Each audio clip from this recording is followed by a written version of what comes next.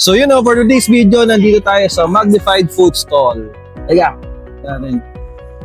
So si Magnified, meron silang butcherons. Meron silang chicharon, suka, peanut butter, bagoong, atsara, chili garlic, pastillas, singaling, litid, at marami pang iba. Actually, out of pack na daw yung marami dito.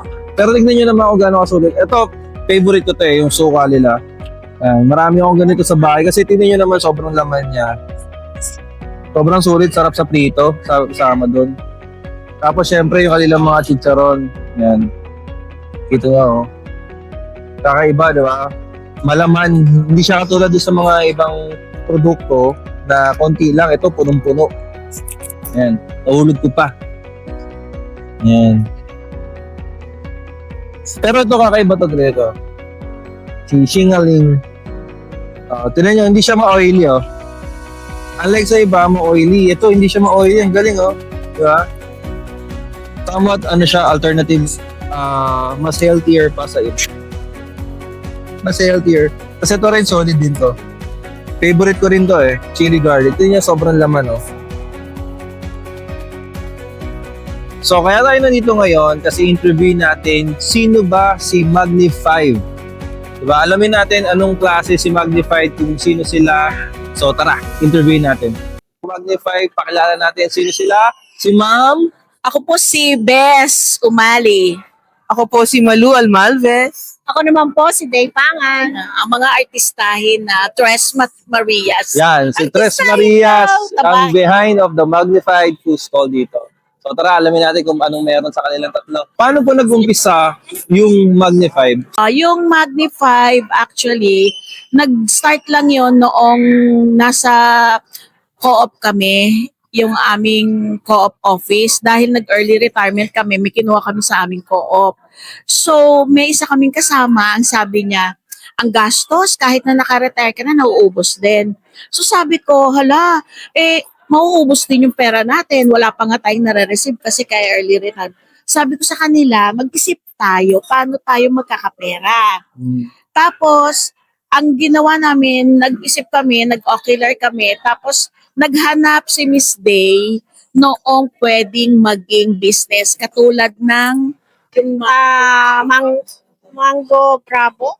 Wow, yun yung umpisa, mango shake. So actually, si Daddy Luke, siya ang naghahanap na kaming Ng tatlo place kung saan pwede itayo.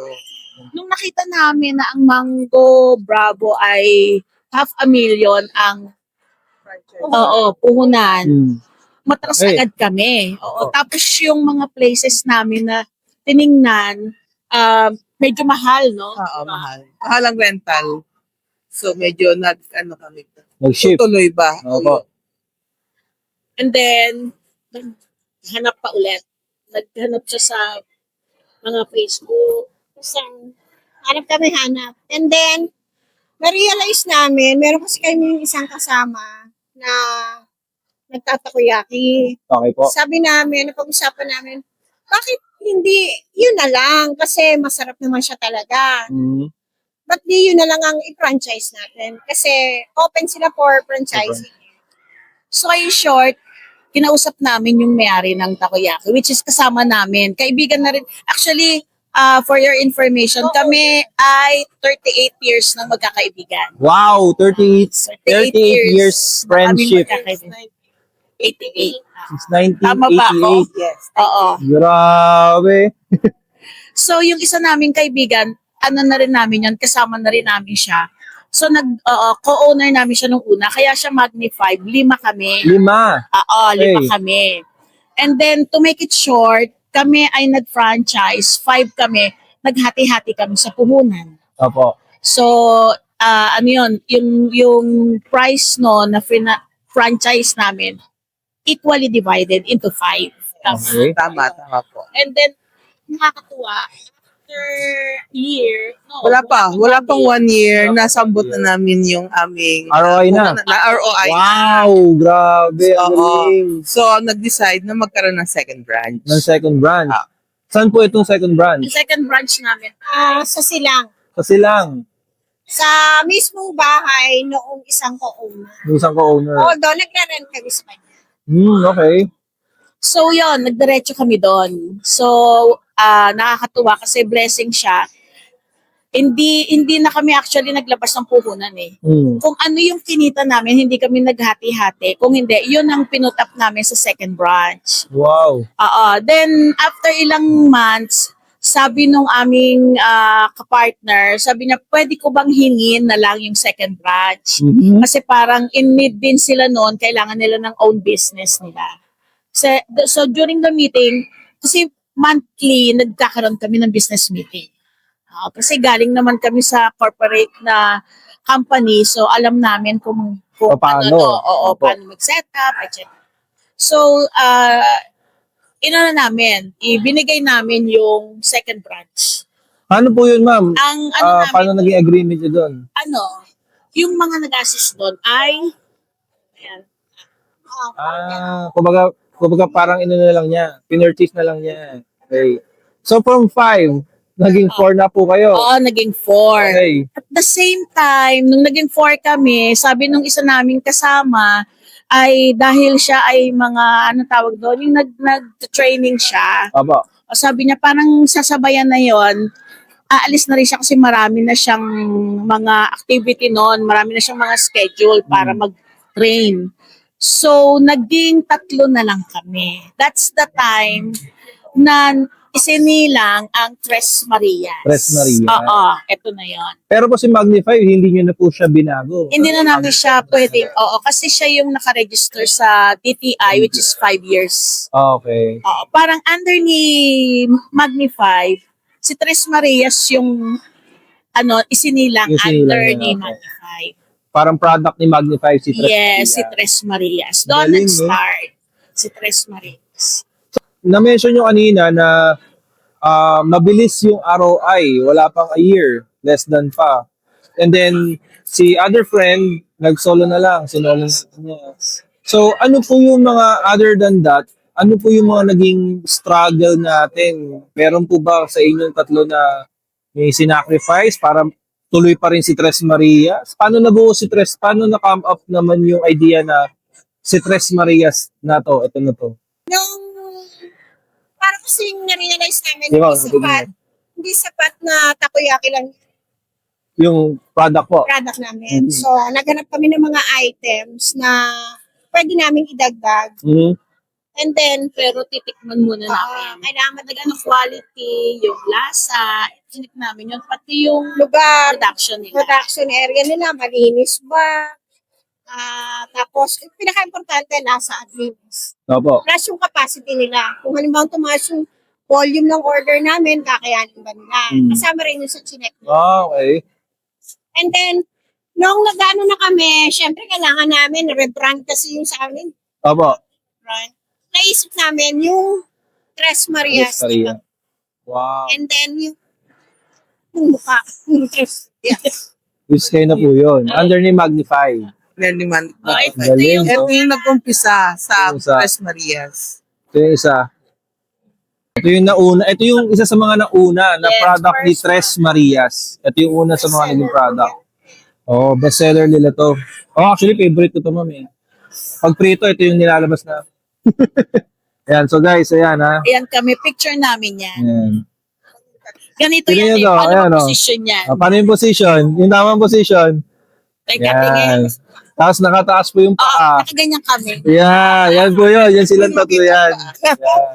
Ganyan Yan, kami. nakita nyo na po. Yan. So, sila yung Tres Marias under ni Magnify.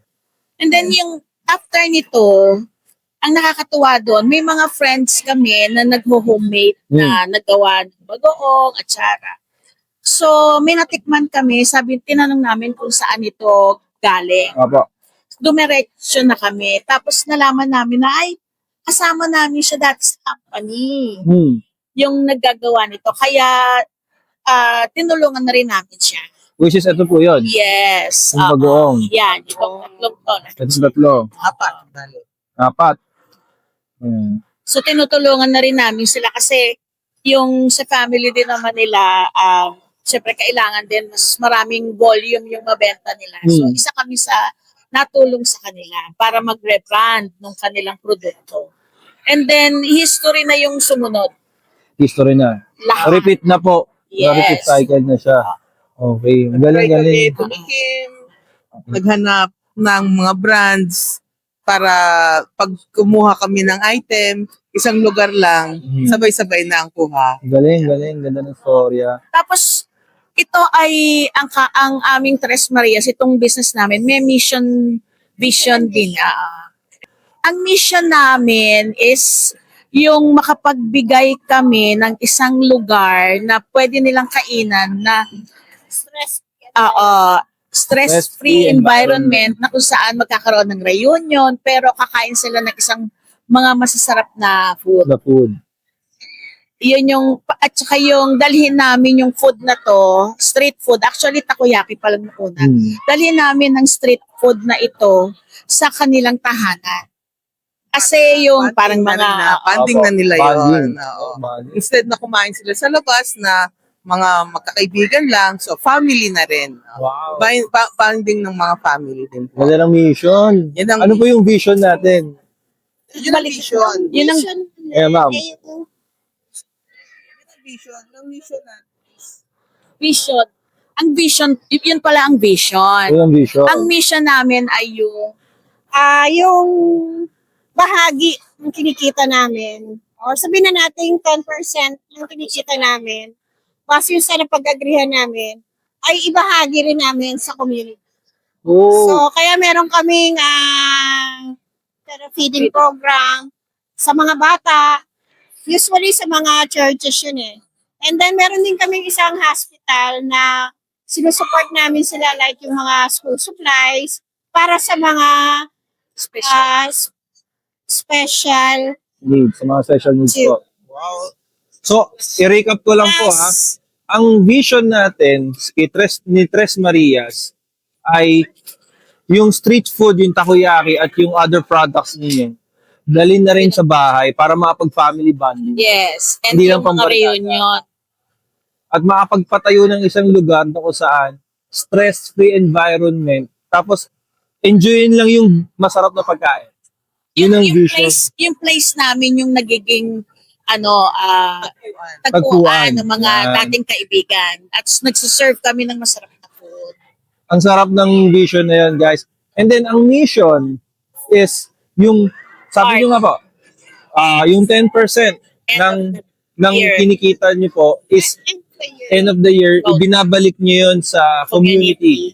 Diba? So guys, ibig sabihin, pag sinuportahan nyo ang Tres Marias, naintindihan natin, merong balik sa community. That is why it's very crucial to support the local. Support natin itong mga ganitong klaseng business. Kasi balik community yan eh. Nakakatulong na tayo. Masarap yung pagkain at the same time, nakakatulong pa, di ba, sa mga nangangailangan. So ang galing. Oo, yung isi-share lang namin sa inyo, nilalapitan din kami ng mga ibang agency na may nasunugan sa isang lugar, mangingi sila sa amin. Kasi alam nila na gumagawa kami ng community service. Even yung mga nasunugan, namatayan, nalapit sila sa amin. Kasi Wow. nag-ano kami. Kasi nga po may foundation program sila. Oo, pero yearly, ginagawa namin yung feeding program. Nagbibigay kami ng tulong sa mga family, plus yung yun nga, yung isang hospital, meron silang center para sa special kids. Yung kanilang mga school supplies, yung mga pangangailangan nila sa activity, ay nagbibigay kami. Galing, guys. Ayan, so narinig nyo na ha. Again, once again, support natin ang Tres Marias. So, real talk muna tayo saglit. Of course, hindi naman lahat ng magkakaibigan ay pwedeng magsama-sama sa isang negosyo. So, may tanong tayo dito konti. Nagkaroon ba ng inggitan ng mga time na tinatayo na si Tres Marias o si Magnified yung time na yun? Wala. Wala. Ang galing talaga. Kasi ilang years na po yung friendship? 38. 38 years friendship. Walang inggitan. Sana all. Wala. Kasi Eh. para lang, wala. Actually, parang siya yung parang pinaka-head of the family. Parang gano'n. Wow. Wala. Ay, parang ano po, ito yung susunod kong tanong dyan. Sino yung pinaka-bossy Ito siya, aming boss. Siya talaga. Pinaka-boss si ma'am. Last decision siya. Wow, galing. May issue po ba pagdating sa pera? Wala. Wala. Ang galing talaga, di ba? May assignments kami, marketing, logistics, finance. So, saan nga ba natin makikita si Tres Maria / si Magnify? So, ma'am? Kung gusto niyo matikman yung aming napakasarap na takoyaki, matatagpuan niyo po ito sa may Tahimik Street sa Imus, Cavite. Ang landmark po ay tapat po kami ng St. Peter Chapel, katabi po ng Round Tomato Restaurant. So, napakadaling hanapin. Pa. Ayun guys, punta na kayo At doon. pwede rin po kayong umorder sa amin through FB page, ang Paparapsa Takoyaki Imus Bayan Branch.